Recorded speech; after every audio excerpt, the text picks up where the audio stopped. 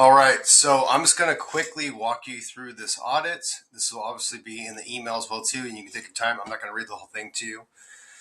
But basically what we've taken is your business. We've matched you up against your competitors, and we've looked at your business, your competitors, what we call the demand focus, and then pain points. So we've got your trust score as a 36 out of 100. And so a lot of this is because of reviews. You've got a lot of stale old reviews. So you've had reviews from like 5 years ago, but there's something called review velocity. It's the consistency of getting reviews. And you haven't had not a lot of reviews in general. And then the review velocity, you haven't had reviews for a long time. So I can talk to you more about that later and kind of help you with the reviews. But this shows your location, right? Some of your competitors. So again, you've got, we've got the review count. You've got 5 stars, which is great. But again, it's the review velocity, which is really hurting your score. NAP, that's name, address, phone number.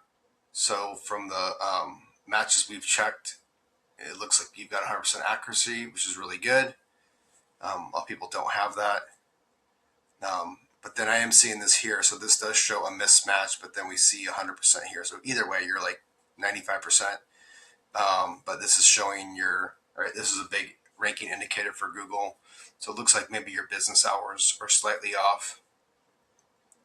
Yeah, so like your GMB says, your Google profile says 8 a.m. versus your website says 9 a.m., which might seem like a minor detail, but that's what right? It's all these like 100 little tiny little things make a big difference over time. So we would want to get that fixed. Let's see. So this is kind of how you rank up as far as like reputation against your competitors. So there's you. So you can see your other competitors in your area. And then this is just a little snippet for each one. You can read through these. I'm not going to read them all to you. And then again, your authority leaders to the specific powder coating. This guy's number 1 in our rankings, and then you're down here. Okay. So somatic vacuums. So what this is, these are keywords, and I'll show you this again on the page. But these are keywords that we see search volume around that your competitors are not targeting. So people in Google are searching for deck restoration, right? They're doing deck restoration near me, but it'd be for Ranch Cordova. Graffiti removal, right? Concrete driveway cleaning, gel coat removal boat. So this is stuff that we're seeing where we can capitalize on it. So we basically would add that copy to your website. So in your competitors, this is obviously you. You can look at it, and this is just a little bit about your competitors. It talks about their strengths. Oops, that actually did go. I wasn't sure if that linked to that or not. So you can read a little bit about your competitor's strengths. So you can go through that. And then again, these untapped semantic vacuums, again, these are keywords that are not being targeted, not thoroughly by your competitors. So again, the wood deck restoration, right? Removal, stain deck removal, graffiti removal, concrete, right? That was on the one. Pool tile calcium removal, fire damage restoration blasting, this marine boat hull cleaning, right?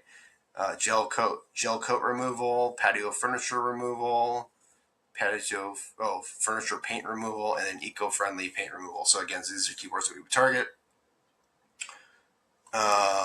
And then demand forecast. Again, this is kind of like stuff that we create content around.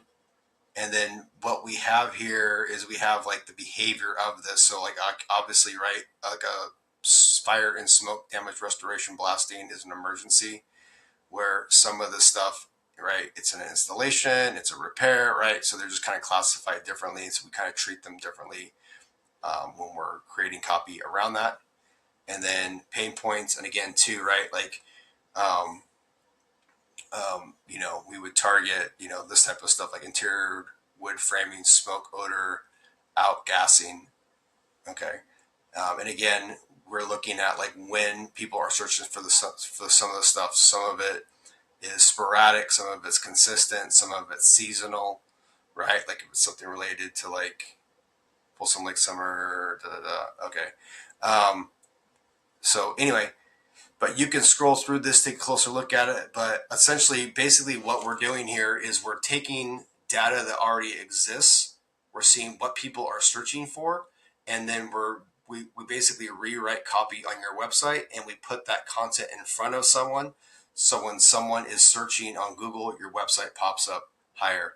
The easiest way to think about this is literally we create a page, you know, wood deck restoration, Ranch Cordova, right? And so someone in Ranch Cordova is searching wood deck restoration near me, and then your website pops up because the near me geotags them to Ranch Cordova. And then we could create this exact same page for wood deck restoration Folsom, wood deck restoration Citrus Heights, wood deck restoration Orangevale, wood deck restoration East Sacramento, right? And so when people are searching for wood deck restoration in those different cities, because again, we've put the keyword like the location in there, you're going to pop up higher in Google. And then we do the same thing. We just rinse and repeat, right? Graffiti removal service, Sacramento, graffiti removal service, Ranch Cordova, graffiti removal service, South Sacramento, graffiti removal service. If there was search volume for it, Folsom. If Folsom we see that they don't have a lot of graffiti removal, we just wouldn't even create copy around that. So anyway, that's kind of what we're doing in a nutshell.